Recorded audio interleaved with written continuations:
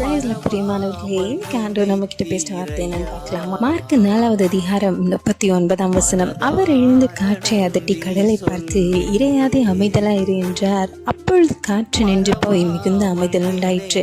பாருங்க, ஆண்டவரும் அவருடைய சீஷர்களும் ஒரு படகு பிரயாணத்தில் போயிட்டு இருக்கும்போது பயங்கரமாக காற்றடிக்குது, பயங்கரமாக அலைகள்லாம் கொந்தளிக்குது. உடனே அவங்க சீஷர்கள் பயந்து ஆண்டவரை எழுப்பி, ஐயோ போதுகிறே, நாங்கள் மடிந்து போகிறது உமக்கு கவலை இல்லையா, அப்படி இப்படின்னு என்னெல்லாமோ சொல்கிறாங்க.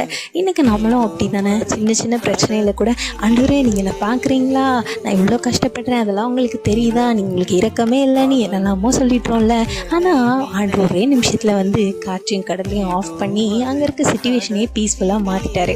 இன்றைக்கும் அதே மாதிரி தான் உங்கள் வாழ்க்கையில் நீங்கள் ஆண்டு மேலே விசுவாசமாக உங்கள் ஜேர்னியை போயிட்டே இருக்கும் பொழுது காற்று கடலெல்லாம் வந்தாலும் ஒரு நிமிஷத்தில் ஆஃப் பண்ணி அவங்க வாழ்க்கையை பீஸ்ஃபுல்லாக மாற்ற ஆண்டவர் போதுமானவராக இருக்கிறாருங்க. Have a good day. Amen.